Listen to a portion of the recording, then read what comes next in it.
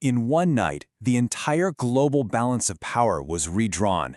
A secret war waged against a target so secure, so untouchable, that many thought an attack was impossible.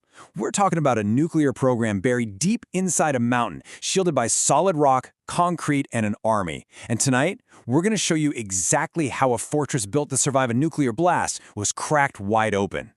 You see, for years, Iran's most sensitive nuclear assets weren't just guarded by soldiers and missiles, they were protected by the Earth itself. The Fordo enrichment facility was built on one single powerful premise, that it could not be touched. Its armor wasn't man-made. It was a dense mix of hard rock, believed to be stronger than any reinforced concrete. It was, for all intents and purposes, a shield forged by geology against any weapon humanity could possibly create. All right, so the operation had two main targets, Natanz and Fordo. And you have to understand, these were not just ordinary military bases, they were subterranean fortresses, the absolute crown jewels of a nuclear program decades in the making. They were engineered from the ground up with one goal in mind, to be completely and totally invulnerable. To really get the scale of this challenge, just look at Fordo. The most critical parts of the facility, the enrichment halls, they're buried 90 meters down. That's nearly 300 feet deep inside a mountain. We're talking about layers of solid rock and then reinforced concrete. This place was literally designed to take a direct hit from a nuclear weapon and keep on running. It was Iran's ultimate insurance policy. And if you somehow got past the mountain, you had to deal with the sky. Guarding these sites was a really sophisticated layered air defense network. It was this web of advanced Russian S-300s, designed specifically for long-range defense, mixed in with their own domestic systems. On paper, it looked like a formidable interlocking shield, an aerial fortress that was practically impenetrable. So how do you even begin to attack a place like that? Well, a simple bombing run was never going to work. It was never an option. The attack couldn't just come from the sky. No, it had to start in the invisible world of cyberspace. The entire plan was a multi-domain assault designed to completely dismantle the shield long before the sword was ever drawn. The strategy was, at its core, a three-phase plan. Think of it like a 1-2-3 punch. First, a massive cyber salvo to paralyze their defenses. Second, stealth aircraft would slip through the holes they just created. And then finally, number 3, the hammer blow, the physical destruction of the targets. And here's the thing. The battle was arguably won before the first bomb even fell. The opening shot wasn't an explosion. It was digital. A coordinated cyber attack plunged the Iranian military into a state of total information paralysis. The power grid, military command servers, all went dark. Reports said their radar screens just froze solid.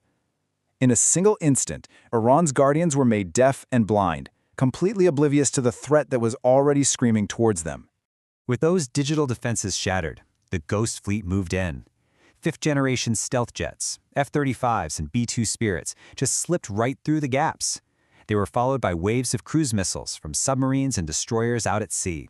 And they weren't just flying by. They were methodically hunting and destroying the remaining radar sites and missile batteries that the cyber attack had already weakened.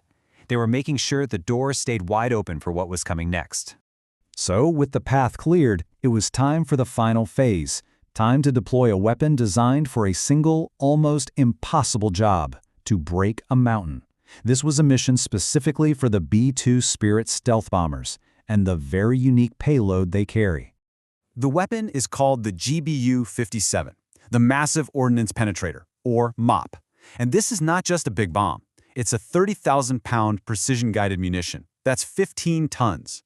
And it has only one mission in life: to burrow through 200 feet of earth and concrete before it detonates. It is the key to unlocking underground fortresses, and on this night, it was used for the very first time. The strikes were devastatingly precise.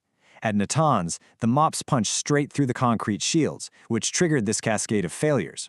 The impact cut all the power, which caused thousands of incredibly delicate, high-speed centrifuges to just crash. They were destroyed instantly. But at Fordo, the bombs went after the facility's Achilles heel, its ventilation shafts and tunnel entrances. The blast sealed the fortress shut from the outside world, essentially entombing the program inside its own mountain. The impact of these strikes wasn't just contained to the rubble in Iran. Oh no, it sent shockwaves rippling across the entire globe, shaking up political alliances and seriously rattling the world economy. The mission was a tactical success for sure, but the strategic price was only just beginning to be calculated.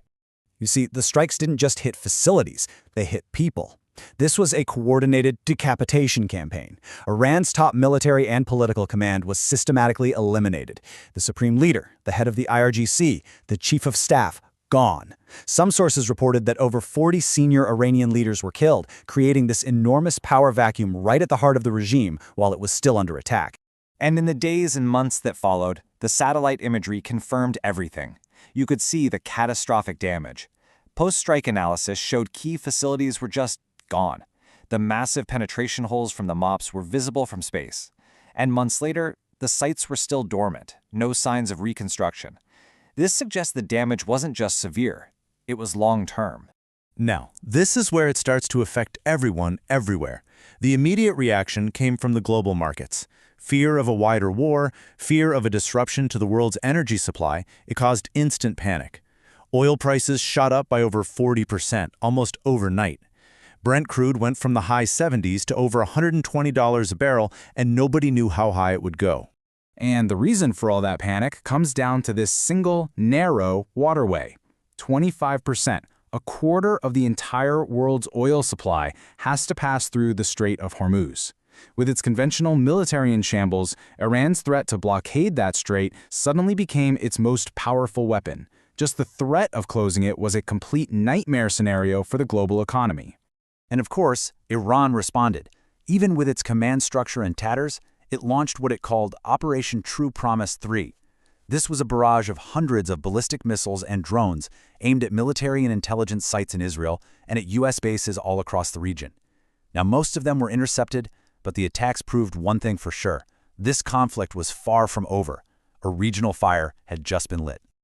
Operation Midnight Hammer was a terrifying demonstration of power. It was a warning that no fortress, no matter how deep, is truly impregnable. But in solving one massive problem, it may have created countless others. It exposed just how fragile the global systems we all depend on really are. The immediate threat was neutralized, yes, but a new, far more unpredictable era of conflict was born from those ashes. So that leaves us with a critical question. In a world this connected, what is the true cost of a victory that's won in the dark? Let me know what you think in the comments below.